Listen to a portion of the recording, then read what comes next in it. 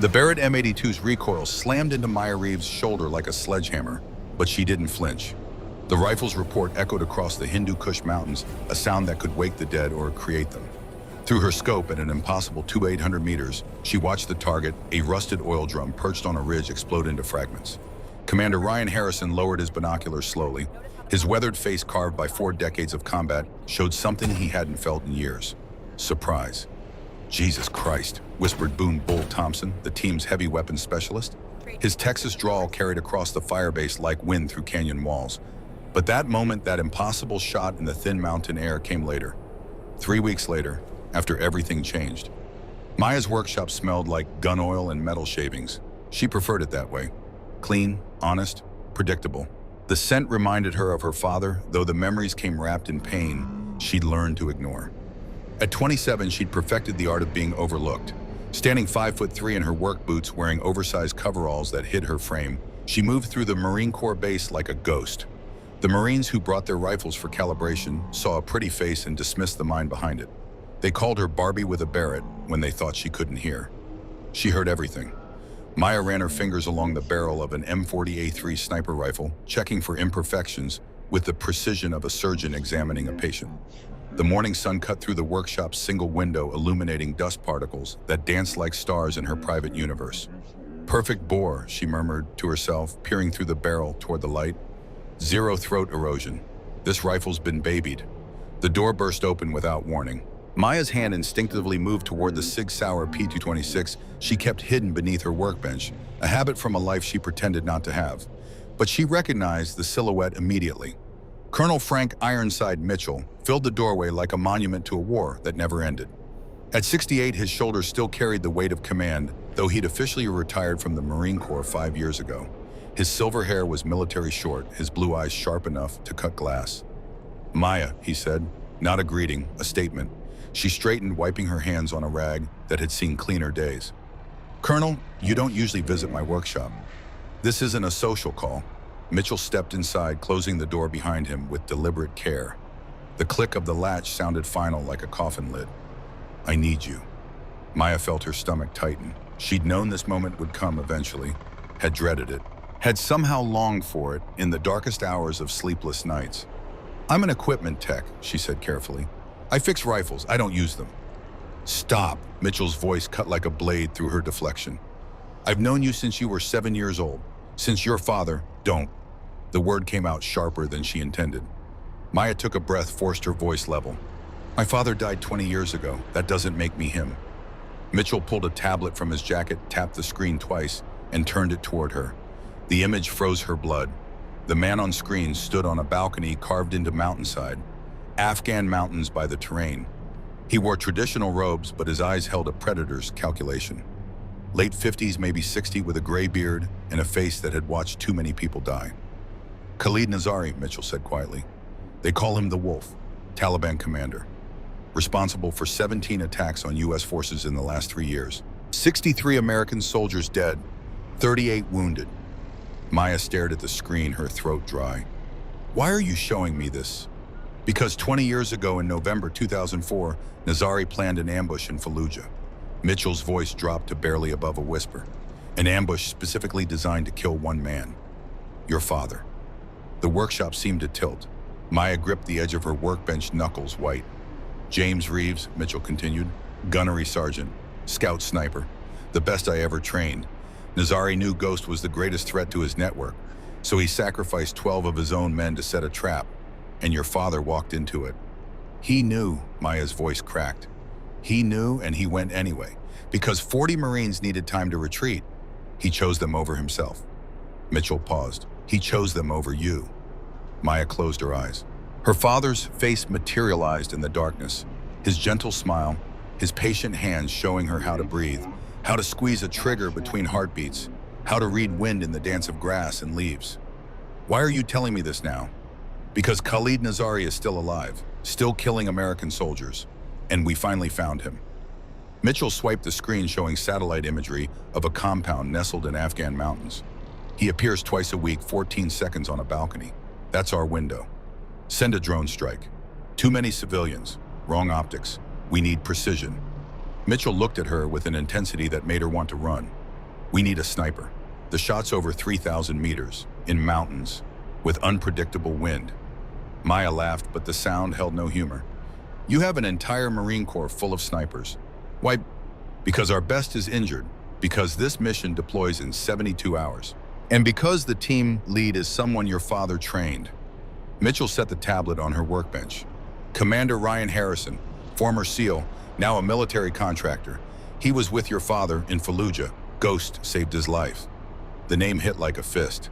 Maya had heard it before in her father's letters, the ones she'd found after his death, written but never sent. Letters where Ghost spoke of his best student, a young SEAL with instinct that transcended training. What's my role? Equipment specialist. Officially, backup sniper. Unofficially. Mitchell's eyes softened, the only crack in his armor. Maya, I've watched you practice at that private range 40 miles outside Alexandria. I've known for 5 years what you do every night, what you are. Heat rushed to her face, anger, shame, something else she couldn't name.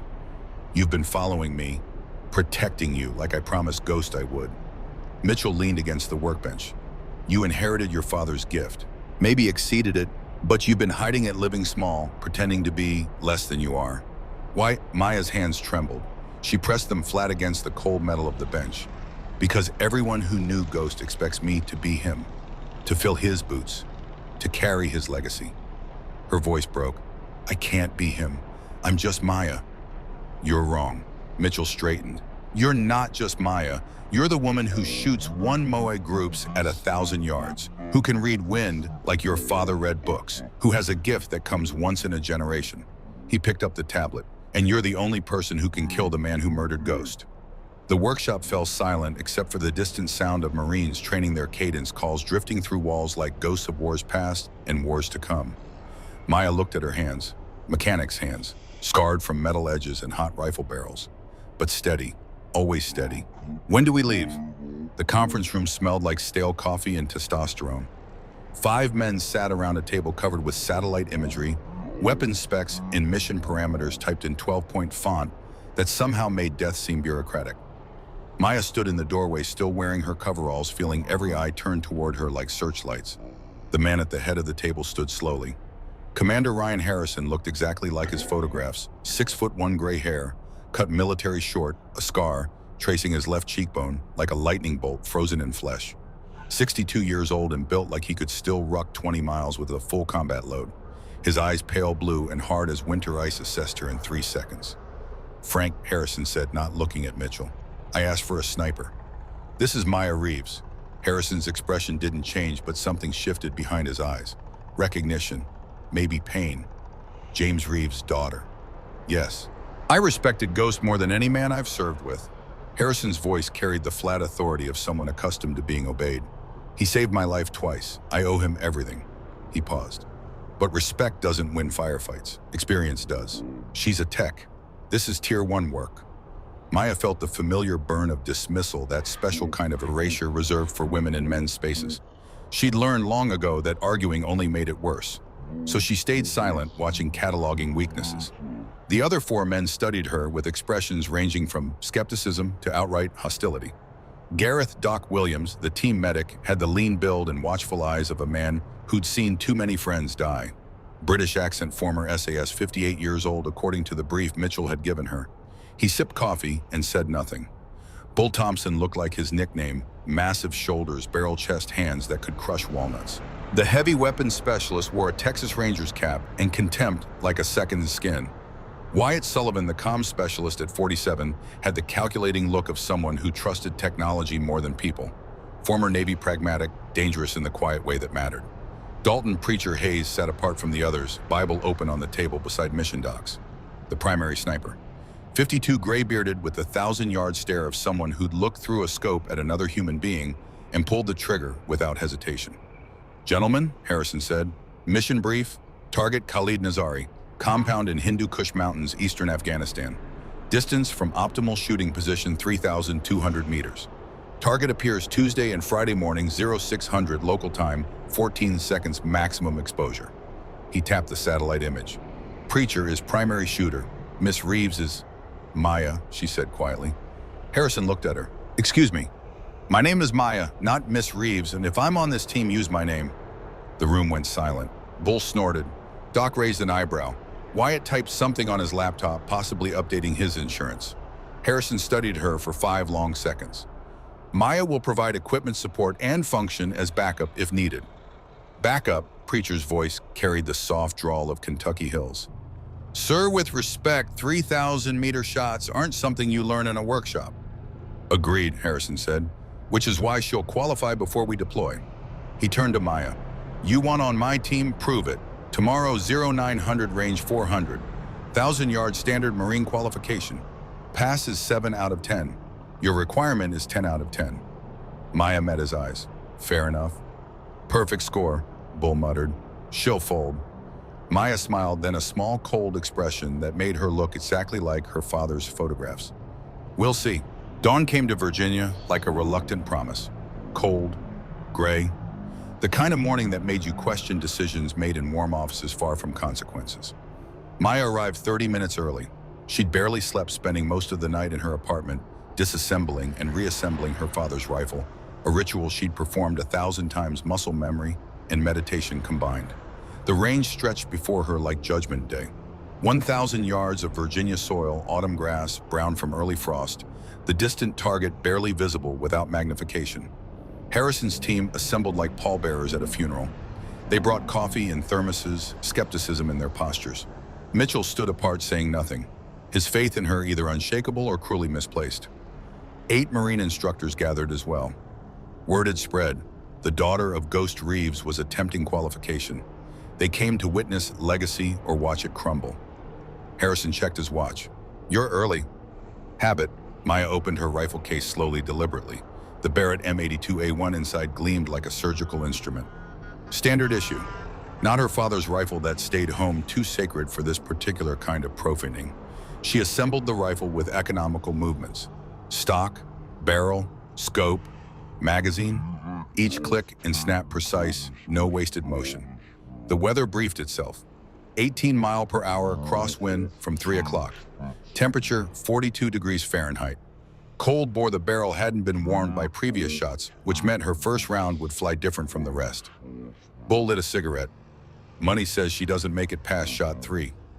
I'll take that action, Doc said quietly. 20 says she makes 7. 50 says she makes all 10, Mitchell announced. Everyone turned to stare at him. That's a sucker bet, Colonel, Preacher said. Then take it. Preacher didn't. Maya settled into position, prone. Bipod legs extended and firm against packed earth. Left hand supporting the stock. Right hand feather light on the grip finger outside the trigger guard until ready. The rifle weighed 30 pounds. The moment weighed more. She pressed her eye to the scope. The world narrowed to crosshairs and target wind and mathematics breathing in patience. Her father's voice echoed in memory, patient as sunrise. Feel the wind, Maya. Don't calculate it. Feel it. She closed her eyes, listened to the grass whisper secrets, felt the cold air kiss her cheek from the right, consistent, steady, no gusts yet. 18 miles per hour meant she needed to adjust 4.2 minutes of angle right to compensate for wind drift at this distance. Temperature correction, negative 0.8 MOA for cold bore and ambient temp. Total adjustment, 3.4 MOA right. Maya's hands moved with the autonomy of long practice, adjusting the scope's windage knob. Click, click, click. Each click a quarter MOA. 13 clicks right, 3 clicks down for cold bore. She opened her eyes, settled her breathing.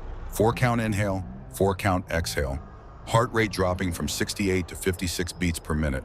The rifle became an extension of her body, no separation between flesh and metal. The target sat 1,000 yards downrange. 10-inch X-ring at the center. Hit that, you were a shooter. Hit it 10 times, you were a sniper. Maya inhaled, half exhaled, squeezed the trigger between heartbeats. The Barrett roared, 50 caliber fury. The recoil slammed into her shoulder like divine retribution, but she rode it, stayed on target through the scope, watching. 3 seconds later, the time it took the bullet to fly 1,000 yards, the target shuddered.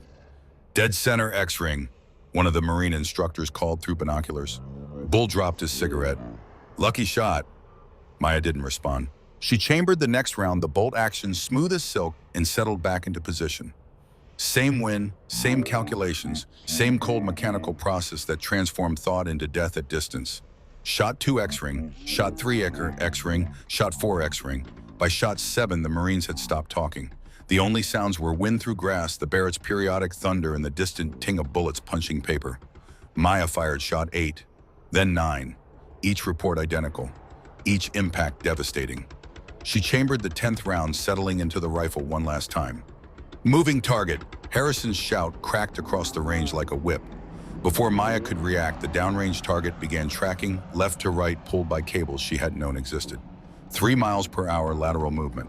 Not part of standard qualification. Not fair. Every instinct screamed protest. This wasn't the test. This was sabotage. But Maya's hands didn't listen to instinct. They listened to training.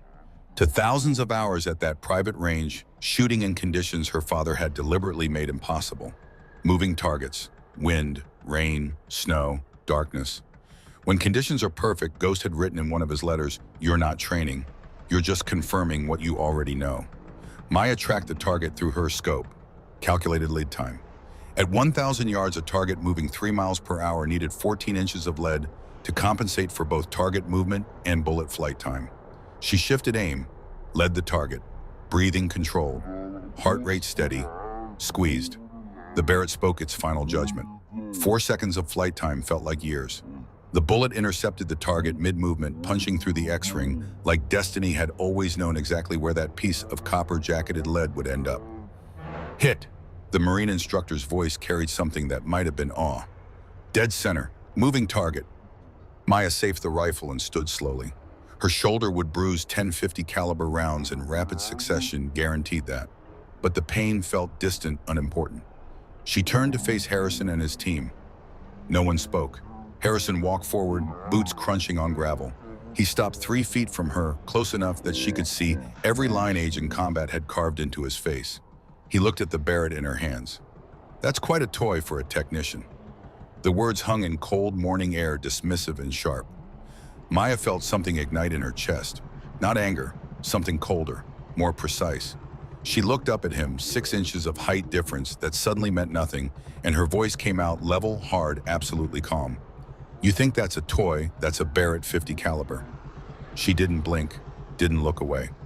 This rifle has more confirmed kills at extreme range than most snipers accumulate in entire careers. It's killed enemy combatants from distances you've never even attempted. And I'm not a technician, Commander. She took 1 step closer, close enough to see his pupils dilate. I'm James Reeves' daughter, sir.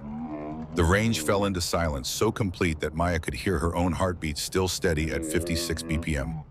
Harrison stared at her. The calculation happening behind his eyes was almost visible. Reassessment recognition, something that might have been respect, fighting something that definitely was prejudice. Mitchell's voice broke the moment. Any other questions, Ryan? Harrison's jaw tightened. He looked at Maya for 5 more seconds, then stepped back. Gear up, wheels up 0600 tomorrow. Welcome to the team. He turned and walked away, his men following like iron filings pulled by a magnet. Doc paused beside Maya. That was either the bravest or stupidest thing I've seen in 30 years. He smiled slightly. I'm hoping for brave. Maya watched them go, adrenaline finally beginning to fade, leaving exhaustion in its wake. Mitchell approached quietly. Your father would have been proud. Would he? Maya's voice cracked. I don't even know if this is what I want, or just what everyone expects. Maybe both, maybe neither. Mitchell looked toward the target 1,000 yards away, where 10 bullets had written their verdict. But you're going, not for Ghost, not for me, for you. Maya looked at the Barrett in her hands. Her father had carried a rifle just like it, had killed men with it, had died because of it, in a way died because being a warrior meant walking into traps with eyes open. I'm scared, she whispered. Good. Fear makes you careful. Arrogance gets you killed. Mitchell squeezed her shoulder gently. Trust your training. Trust yourself. That night, Maya packed in her small Alexandria apartment. The ritual felt ceremonial, religious in its precision. Clothing designed for mountain cold. Medical supplies. Protein bars that tasted like cardboard but kept you alive. Extra socks. Her father had been fanatical about dry socks. And then from the back of her closet, she pulled out the hard case. The rifle inside wasn't standard issue. Custom Macmillan TAC 50, bolt action, 50 BMG, 42 pounds of precision engineering.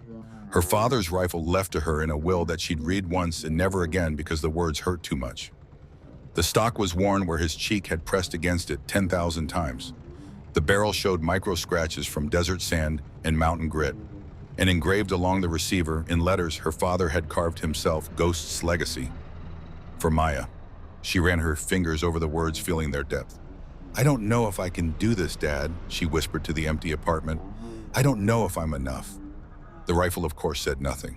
But somewhere in her chest, in the place where memory lives stronger than reason, Maya heard her father's voice. "You're more than enough, baby girl. You always have been." She closed the case gently, like tucking a child into bed. Tomorrow she would board a C-17 transport headed for war.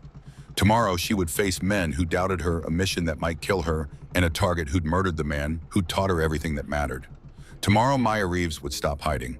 Tonight she allowed herself one last moment of being small, of being scared, of being just a 27-year-old woman who missed her father and wished the world was different.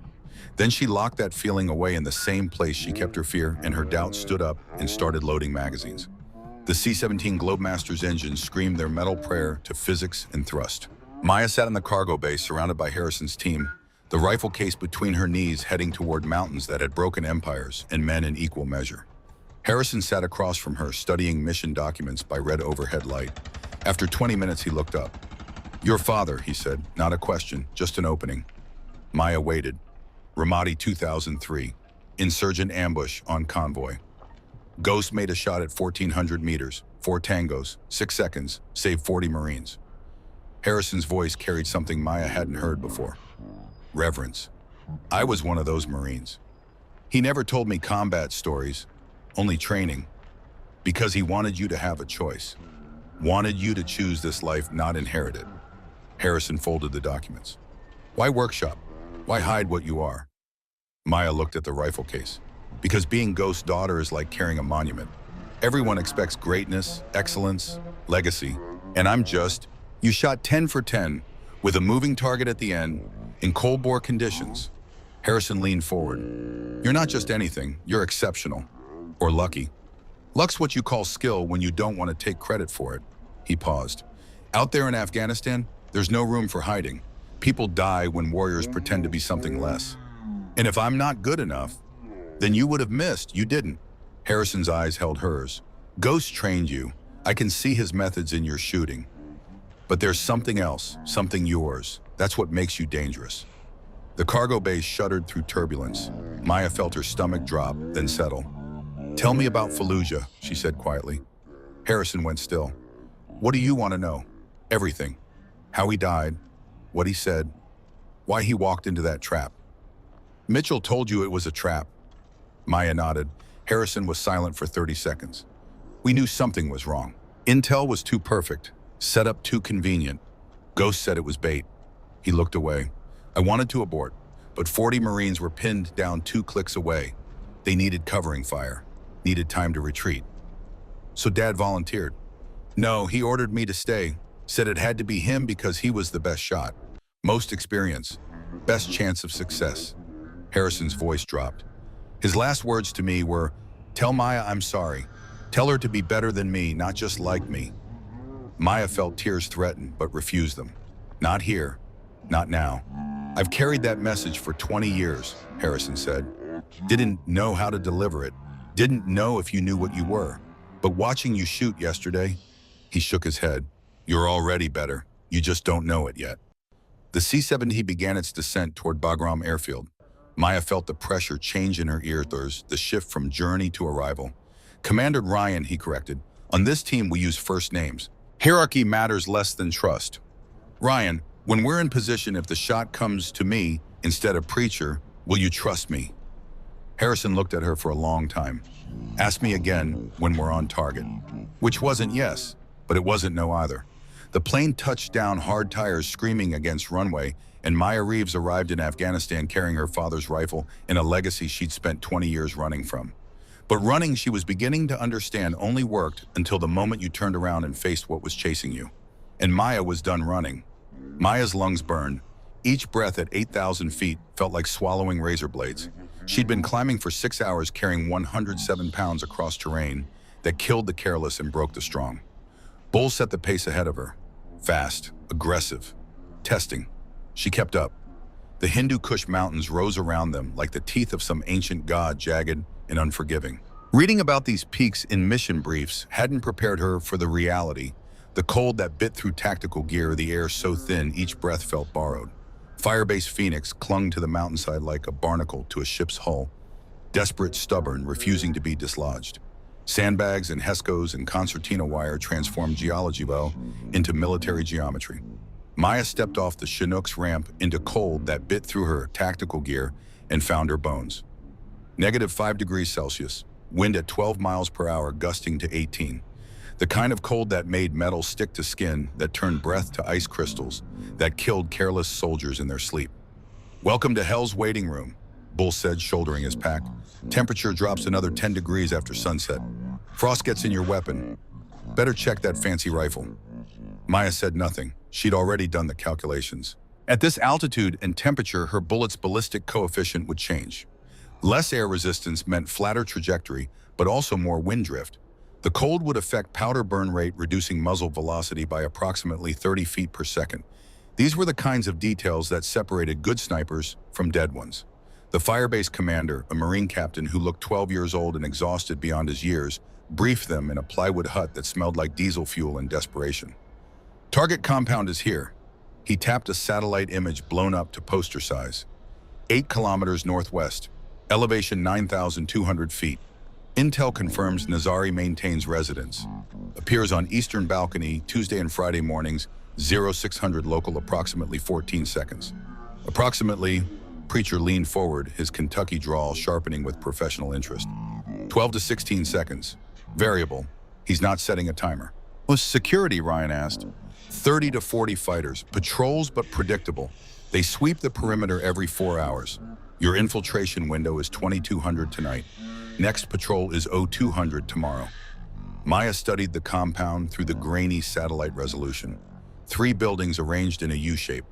The eastern balcony jutted from the main structure like an afterthought, maybe 6 feet wide, 30 feet above ground level.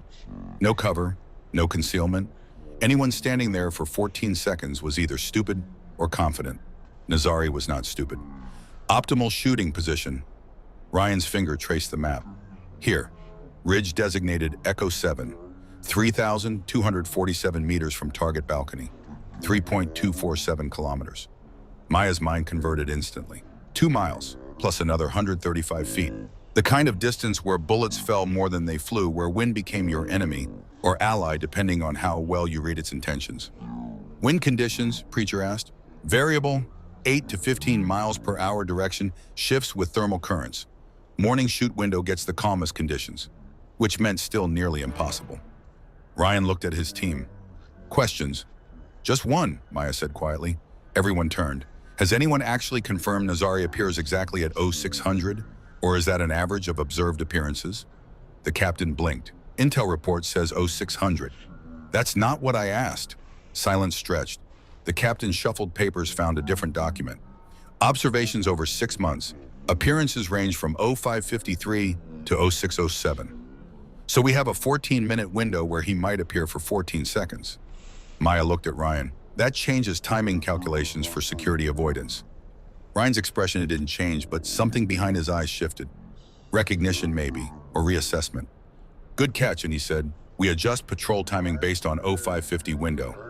They departed Firebase Phoenix at 2200 hours under a moonless sky. The Hindu Kush swallowed them like Jonah into the whale-dark absolute transformative. Maya carried 107 pounds, 65-pound ruck, 42-pound Macmillan TAC 50.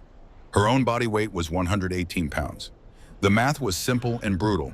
She was carrying 91% of her body weight across 18 kilometers of mountain terrain, climbing 600 meters in elevation in temperatures that would kill exposed skin in minutes. Bull set the pace. Fast, aggressive, testing. Maya understood the game. Prove you can't keep up, prove you don't belong. She'd seen this dance before in 100 small ways throughout her life, doors held closed. Opportunities withheld, respect conditioned on meeting standards no one else had to meet. So she kept pace, controlled her breathing, 4 counts in through the nose, 6 counts out through the mouth, oxygenation maximized, heart rate steady at 122 beats per minute, high but sustainable. The mountains unfolded in shades of darkness, rock and scree, and patches of snow that glowed faintly in starlight. The team moved in tactical column 30 feet between each operator, weapons ready, eyes scanning. Doc dropped back beside Maya after the first hour. You holding up? Yes. That pack is heavy. I know, I'm fine. He studied her for a moment, then nodded and moved forward again. At 03:15, they were 8 kilometers from Firebase Phoenix and 8 kilometers from target compound. Halfway. In the valley between destinations where soldiers were most vulnerable, Wyatt Walking Point stopped suddenly. His fist went up, the universal military signal for freeze. Everyone stopped. Maya's hand moved to her M4 carbine selector switch from safe to semi with a click that sounded too loud in the mountain silence. Wyatt knelt, examining the trail. His hand moved slowly, tracing something in the dirt. Then he looked back at Ryan, and even in the darkness, Maya could see the fear in his eyes. Wire, Wyatt whispered. The word hit like electricity. Maya's training kicked in before thought. She froze completely, not even breathing, every muscle locked. IED, improvised explosive device. Hidden pressure plate or tripwire connected to artillery shells or homemade explosives. The Hindu Kush was littered with them, left over from Soviet occupation, from Taliban resistance, from decades of war layered on war. Nobody move, Ryan's voice carried absolute authority. Wyatt, can you trace it? Wyatt pulled out a red lens flashlight, the kind that preserved night vision. He swept the beam slowly across the trail. The thin wire glinted like a spider's web, and the red light stretched across the path at ankle height. Trace goes that way. Wyatt pointed right. Into rocks. I can't see the device without... The world exploded. Maya never knew what triggered it. Maybe Wyatt's light. Maybe a pressure plate they hadn't seen. Maybe the device was on a timer and their arrival was just catastrophically bad luck. The blast picked her up and threw her backward like a child's toy. She flew through air, no control, no orientation, just force and momentum, and the certainty that this was how she would die. She hit rock. Hard. Her helmet cracked against stone and stars bloomed behind her eyes, constellations of pain. The ringing in her ears drowned out everything. No sound, just a high-pitched whine like the universe screaming. Maya lay still, checking for damage. Fingers moved. Toes moved. Legs responded. Arms functioned. She tasted copper blood from a split lip or bitten tongue. She rolled onto her hands and knees, shaking her head to clear it. The world swam, then slowly stabilized. The blast site was a crater, swook and dust still rising. The team was scattered dark shapes on the ground, some moving, some terrifyingly still. Report, Ryan's voice cut through the ringing. Sound off. Dock operational. The medic was already moving, checking bodies. Bull good. The big Texan stood limping but mobile. Wyatt concussed but functional. Maya, she tried to speak, coughed, tried again. Operational. Preacher, silence. Doc reached him first. Maya saw the medic's body language change, the sudden urgency, the quick movements. She struggled to her feet, ignoring the protest from her ribs, and moved toward them. Preacher lay on his side, right arm, bent at an unnatural angle, blood covering the right side of his face. His breathing was shallow, rapid, the sound of lungs struggling. Shrapnel to shoulder and face. Doc reported hands already working, pressure bandages appearing like magic. Right eye damaged, possible skull fracture. He needs medevac now. Ryan was already on the radio. Phoenix Actual, this is Hunter 7. IED Strike 1, urgent surgical request, immediate dust off. Static, then Hunter 7, Phoenix Actual, negative on dust off. Weather system moving in. Bird can't fly in these conditions. ETA for medevac 48 hours minimum. 48 hours, Hill. I'm aware, Hunter 7, I'm sorry, you're on your own. Ryan stared at the radio like he could will it to give different answers. Then he looked at his team, at Preacher bleeding and broken, at the target compound 8 kilometers away, at the mission window that was closing with every second. Sir, Doc said quietly, I can stabilize him, but he can't shoot. Zero depth perception, shoulders destroyed. Can he survive 48 hours? If we keep him warm and the wound doesn't get infected and he doesn't go into shock. Doc's tone made clear those were all very big ifs, but he's combat ineffective. Ryan looked at the sky, at the stars that had watched empires rise and fall in these mountains. We abort, get Preacher back to Phoenix. Sir, Bull stepped forward. Nazari, if we abort, he goes to ground. We lose him. I'm not sacrificing the mission for one man. Ryan's voice was steel. We always bring our people home. Always. With respect, Wyatt said, what if there's another option? Everyone looked at him. Maya. The name hung in the thin mountain air, heavy with implications. Ryan turned to her, slowly. In the red glow of chemical light sticks, Doc had cracked for medical work. His face looked carved from granite. No. Sir, she qualified perfect. She's got the skill. She's got a 1,000-yard qual. This is 3,000 meters. In mountains, with variable wind. It's not the same thing. Neither is letting Nazari walk away, Bull said. Maya felt every eye on her, weighing, measuring, doubting. She thought of her father walking into an ambush in Fallujah, knowing it was a trap, going anyway because 40 Marines needed him. Legacy wasn't just skill, it was choice. The choice to stand when standing was hard, to shoot when the shot was impossible, to be more than just Ghost's daughter, to be someone who made decisions that mattered. I can make the shot, Maya said quietly. Ryan stared at her. You don't know what you're saying. 3,000 meters is not 3,247 meters, Maya interrupted. At 9,200 feet elevation, temperature approximately -2 Celsius, wind 8 to 15 miles per hour variable direction, bullet flight time approximately 4.2 seconds, total drop approximately 341 minutes of angle. She paused. I know exactly what I'm saying. Knowing the math isn't the same as making the shot. Then teach me. Maya stepped closer to Ryan. You have 12 hours before the shoot window. You were Ghost's best student. He trained you. Train me. In 12 hours, that's enough time to remind me what I already know. Maya's voice didn't waver. My father taught me first. You taught him. Circle completes. The decision played across Ryan's face: duty versus pragmatism, protection versus mission. Finally, he nodded. Get Preacher stabilized and bivouacked here. Doc stays with him. Bull and Wyatt provide security. Maya and I continue to ridge position. He looked at Maya. 12 hours. I'll teach you everything I know, but if you can't make the shot when the time comes, we abort. Clear. Clear.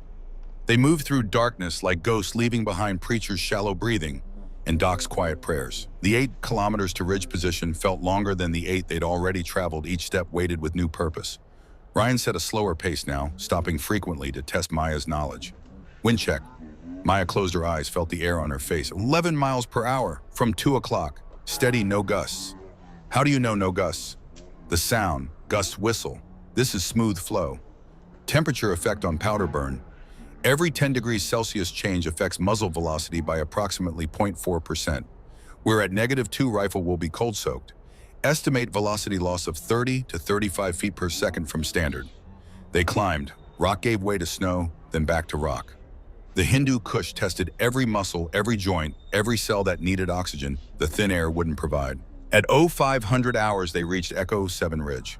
The position was perfect, a natural shelf of rock overlooking the valley with the target compound visible 3,247 meters away. Ryan unpacked his ranging equipment, confirmed the distance with laser. 3247, exactly as briefed. Maya set up her father's rifle. The Macmillan TAC-50 settled onto its bipod like coming home. She checked the bore, the scope, the trigger pull. Everything perfect, everything ready, except her. Talk to me, Ryan said. What are you feeling? Scared. Good. Fear makes you careful. He settled beside her with his spotter scope. Now tell me the shot. Maya looked through her scope. The compound jumped into magnification. 3 buildings, the eastern balcony, the door that would open and reveal her target. Range 3247, elevation angle -4.3 degrees, temperature -2 Celsius. Wind, she paused, feeling. 10 miles per hour, variable direction, 2 to 3 o'clock. Calculations. 341 MOA elevation. Wind calls 7.2 MOA right for 10 miles per hour, but if wind shifts to 3 o'clock, you need 8.8. Coriolis effect at this latitude adds 0.8 MOA right. Temperature effect, -1.1 MOA elevation. She closed her eyes, the math flowing like music. Total adjustments, 340 MOA up, 8.0 MOA right, adjustable if wind changes. You memorized all that. My father taught me to see numbers like colors. This isn't math, it's just knowing. Ryan was silent for a moment. He taught you well, better than he taught me. They waited as the sky shifted from black to gray, that liminal space before dawn, when the world held its breath. Maya thought about Preacher 8 kilometers away bleeding, about her father dead 20 years, about all the moments in life that came down to single decisions, single shots, single chances. Tell me about Fallujah, she said quietly. What happened after my father died? Ryan adjusted his spotter scope, checking the compound for movement. We extracted.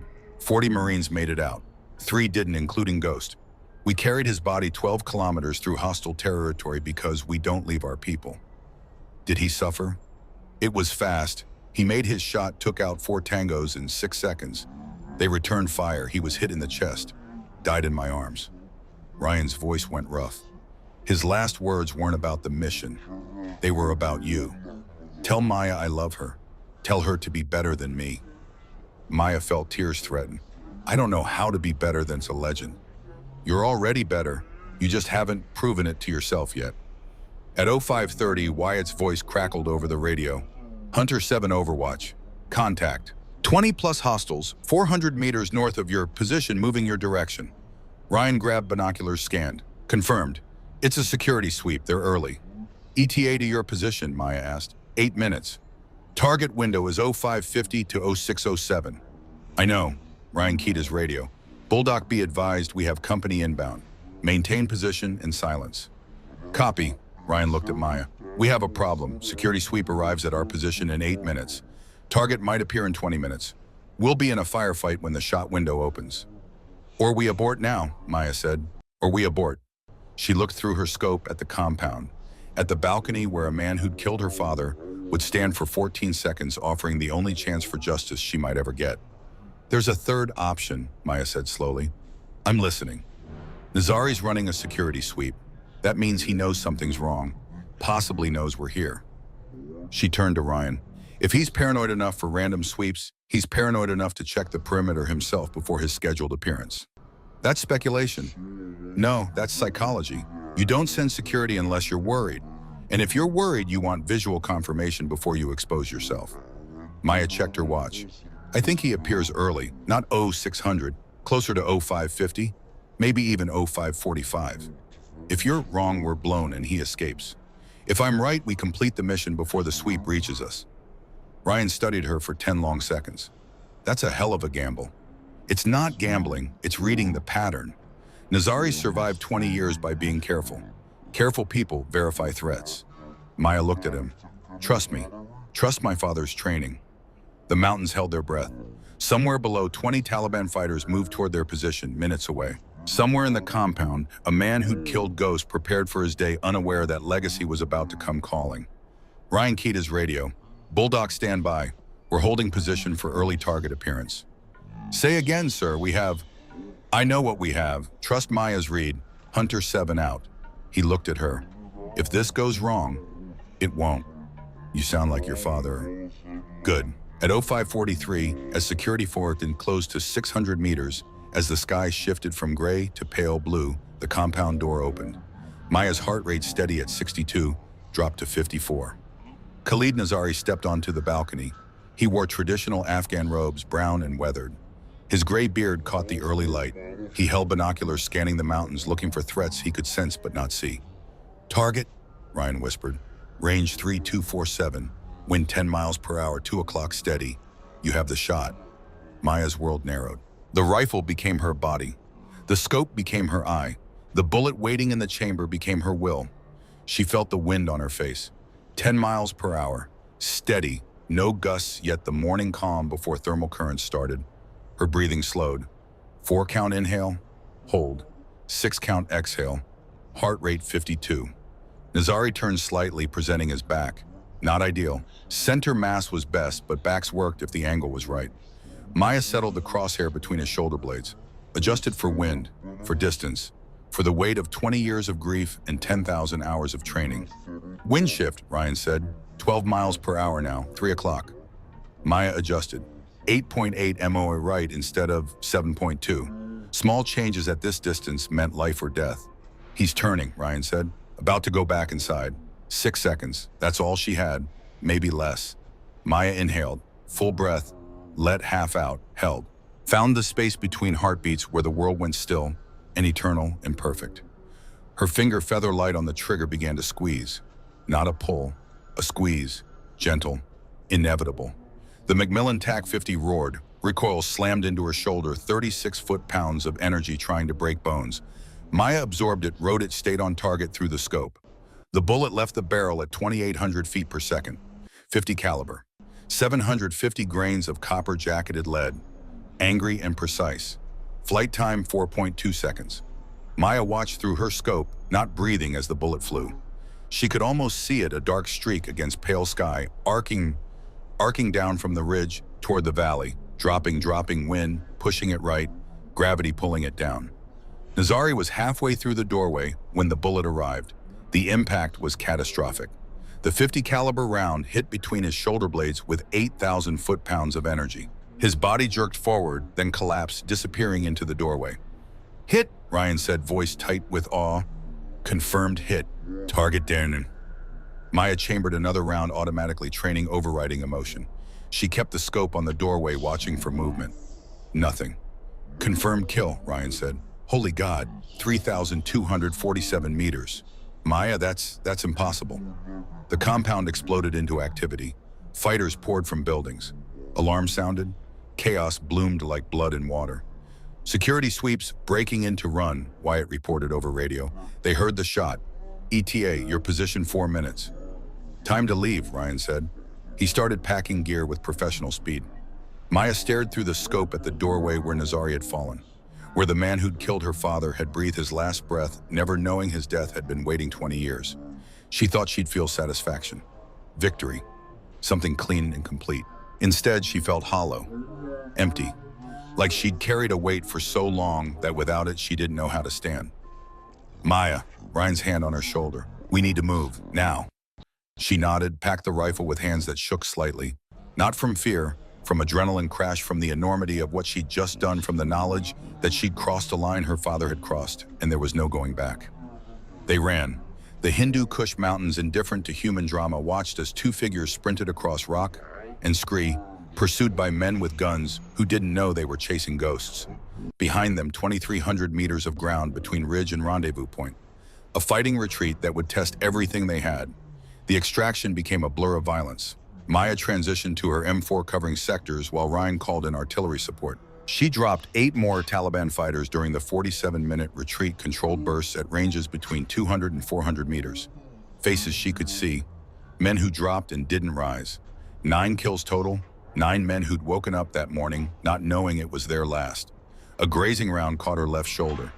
The impact spun her sideways, but she kept moving, kept fighting, kept living, because that's what warriors did. By the time the Black Hawk extracted them, Maya had crossed into a place her father had been. A place where you carried the weight of deaths you'd caused and learned to keep walking anyway. She'd become what everyone said she would be. She just wasn't sure she wanted to be it anymore. The Black Hawk carved through Afghan sky like a bullet through flesh, fast, violent, purposeful. Maya sat pressed against the vibrating hull, her shoulder throbbing where the rifle's recoil had kissed bone and a Taliban bullet had kissed flesh, her hands still trembling with adrenaline that refused to fade. 9 men dead because Maya Reeves had pulled triggers. Her hands wouldn't stop shaking. Ryan sat beside her, his face streaked with dust and dried blood from a grazing wound across his cheek. He'd barely spoken since they'd loaded onto the helicopter. Just checked his team, methodically counted heads, confirmed everyone was breathing. Now he looked at Maya, really looked the way people looked at soldiers after their first combat, searching for cracks, for breaks, for the moment when the person you were disappeared and something else took residence in your skin. "Talk to me," he said, voice barely audible over the rotors. Maya stared at her hands. They looked like her hands, same fingers, same scars from working on rifles. But they felt foreign, like they belonged to someone else. "I killed 9 people today," she said. "You completed the mission, you saved your team. You did what had to be done. Does it get easier?" She looked at him. "Did it get easier for you?" Ryan was silent for a long time. "No. Anyone who says it gets easier is lying or broken. You just get better at carrying it." He paused. "Your father asked me the same question once, after his first kill in combat. What did you tell him?"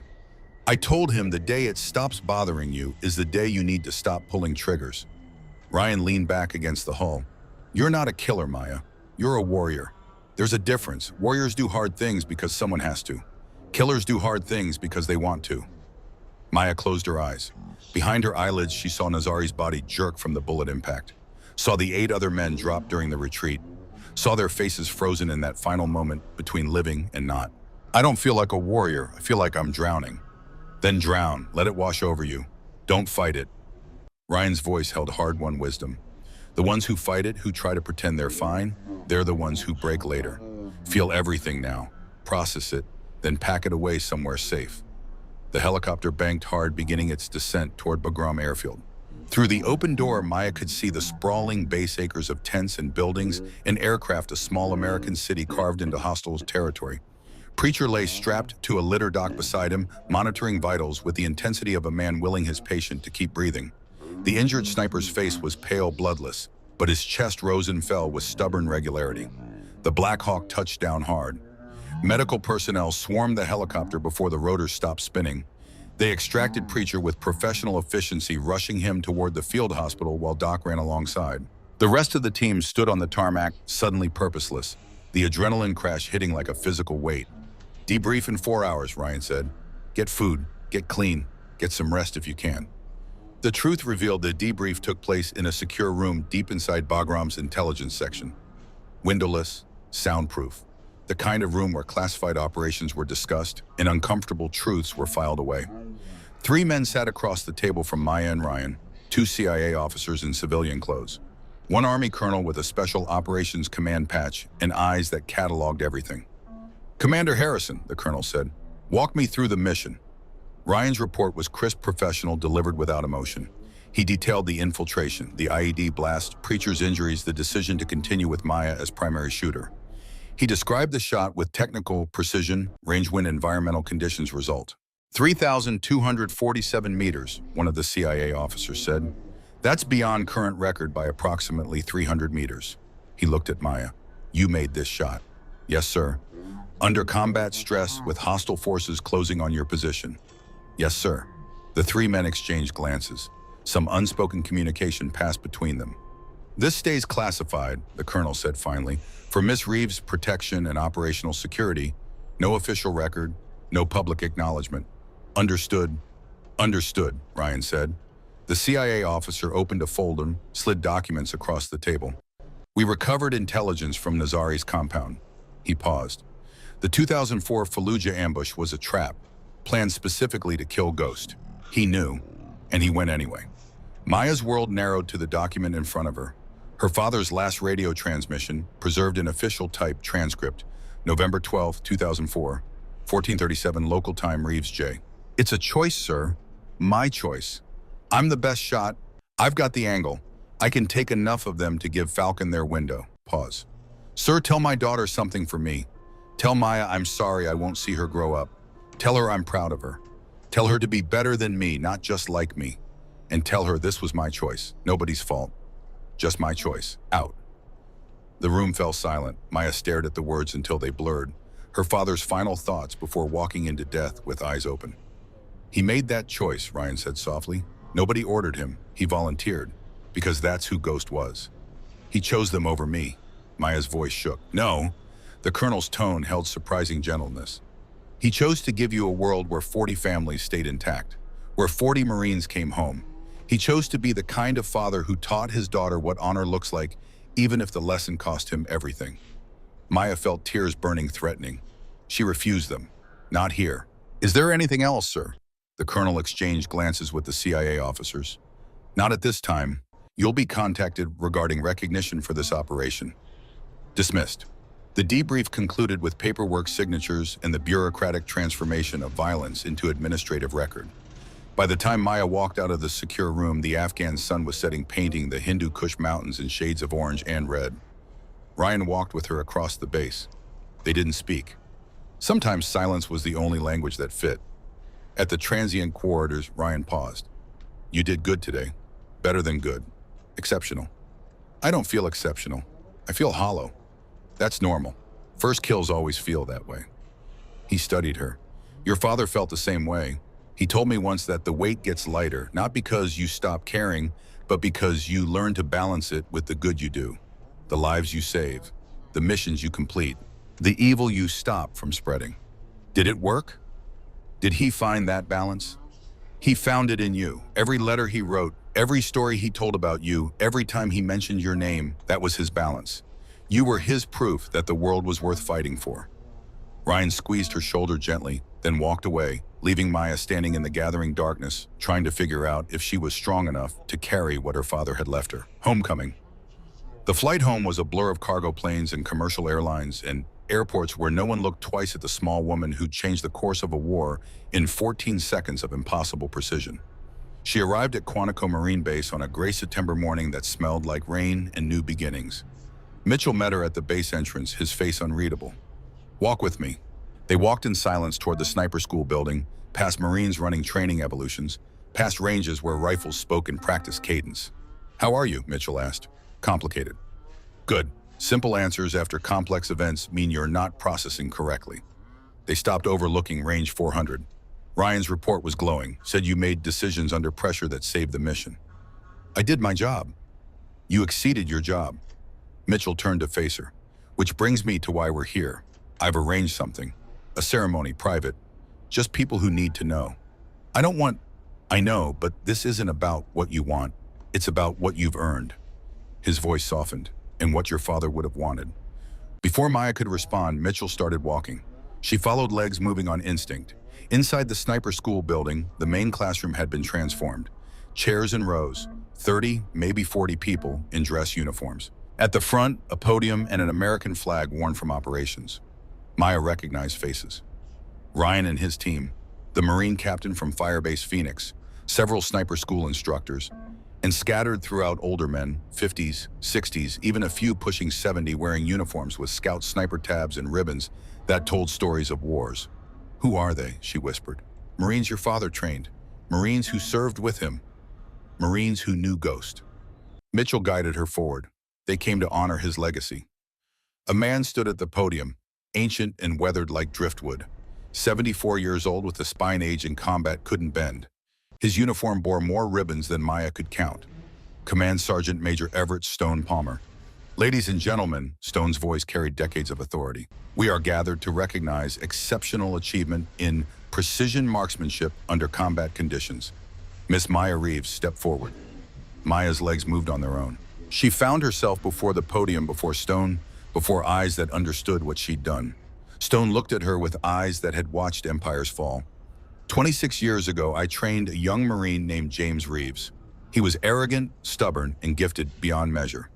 I spent 6 months breaking his ego and 2 years teaching him everything about putting bullets through people at impossible distances.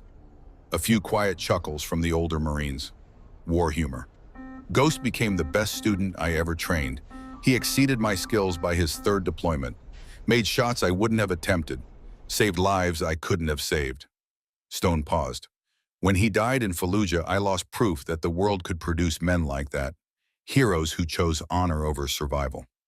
Maya felt her throat tighten.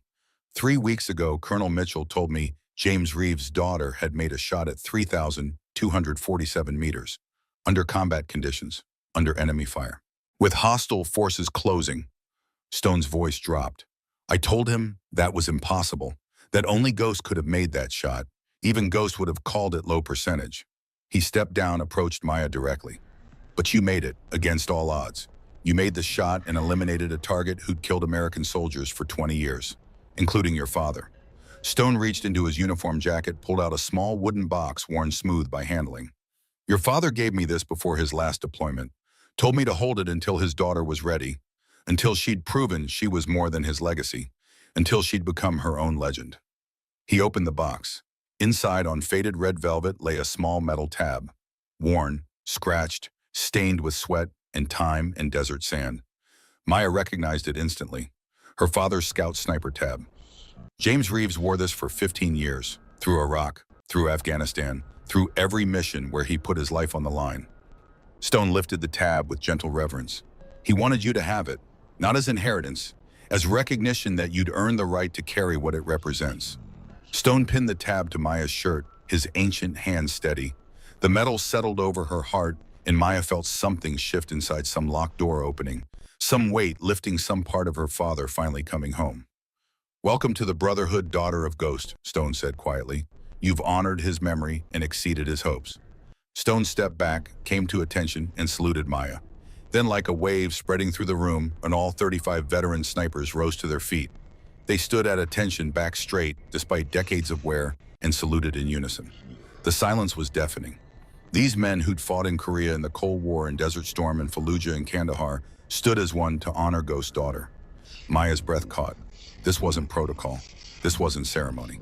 This was brotherhood recognizing one of their own. Stone's voice rang out, to Ghost and to his legacy. To Ghost, the room echoed. 35 warriors acknowledging that Maya Reeves had earned her place among them. Applause erupted. Not polite.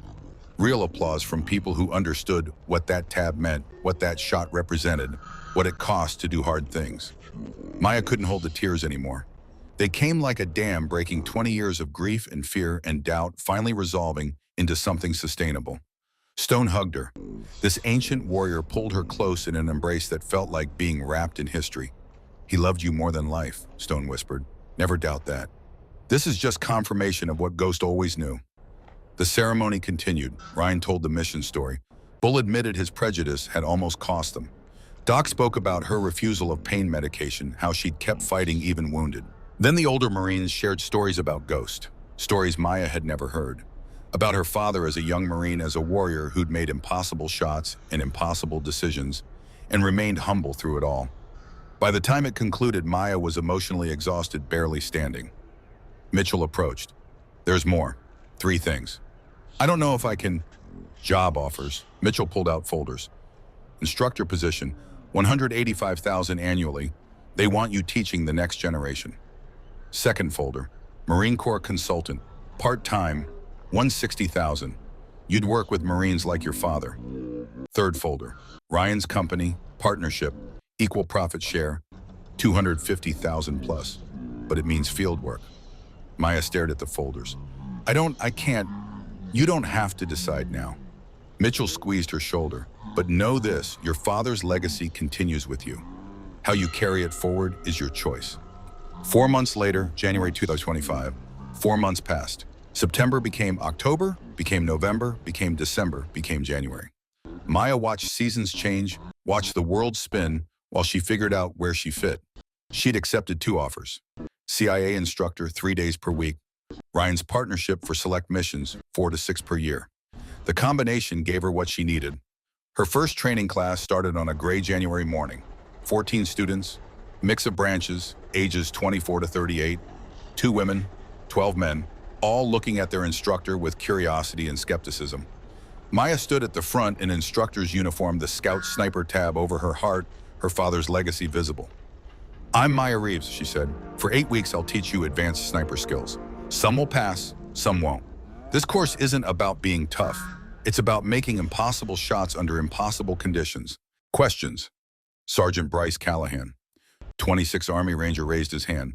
Ma'am, no disrespect, but you look 12. What qualifies you?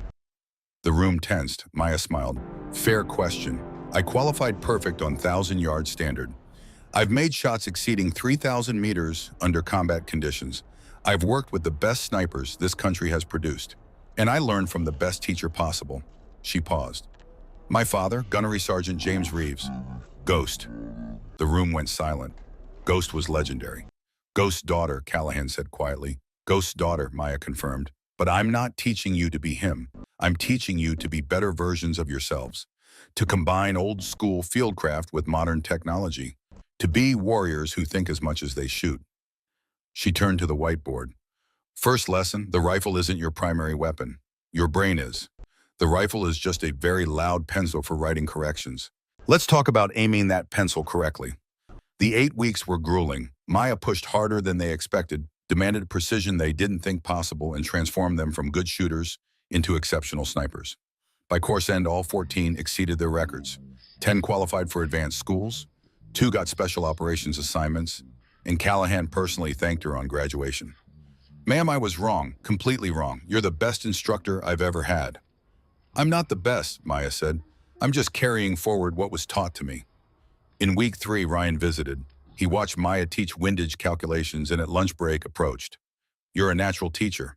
My father taught me how to teach. He was right. Ryan showed her a tablet with a satellite image. Syria, high-value target, 2,900 meters, desert conditions. Mission briefing Monday if you're interested. Maya studied the image. Distance, terrain, variables. I'll be there. This is different. You'll be calling tactics. I'm offering tactical lead. Maya looked up sharply. You trust me with that. You predicted Nazari correctly. You made decisions that saved the mission. Yes, I trust you. Ryan smiled slightly. Ghost said the best snipers think 5 steps ahead. You think 10. That makes you dangerous in the best way. Monday briefing, Maya confirmed. The letter that night, Maya sat alone in her apartment, staring at the wooden box Mitchell had given her with the job offers. Inside, beneath the folders, she found something she'd never seen. A sealed envelope, yellowed with age. Her father's handwriting, for Maya. Open when you're a warrior. Her hands trembled. Mitchell had kept this. For 20 years, she turned it over. The seal intact. Her father's thumbprint visible in the wax preserved like a fossil. This was it. His final message. Not the radio transcript. This.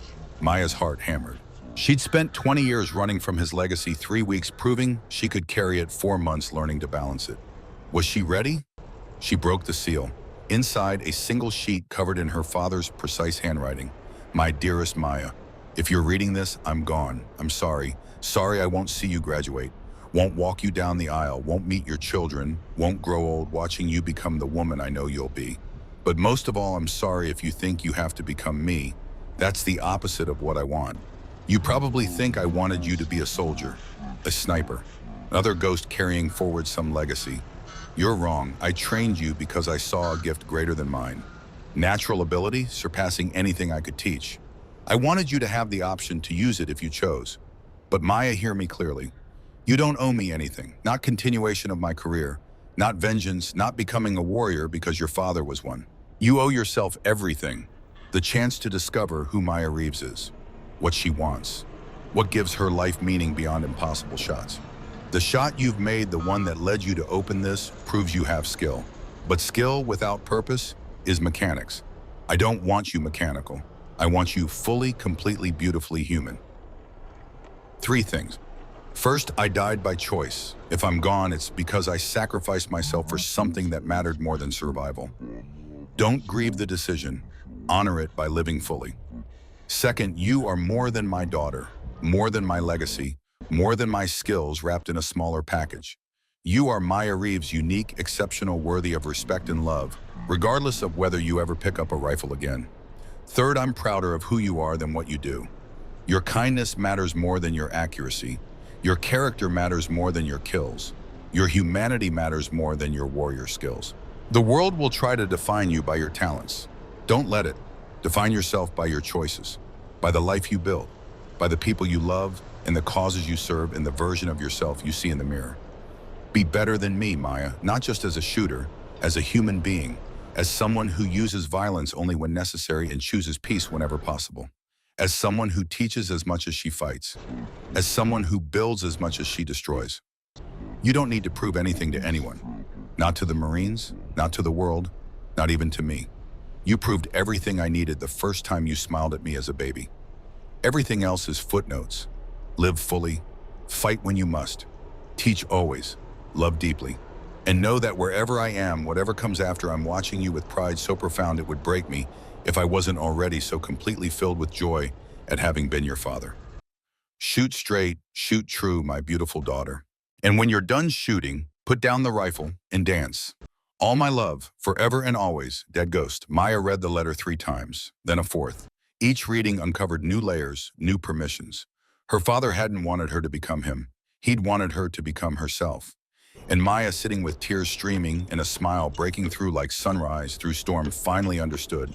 She was Maya Reeves, instructor, operator, warrior, teacher, ghost daughter in her own person, capable of impossible shots and choosing not to take them. Strong enough to kill and wise enough to know when killing wasn't the answer.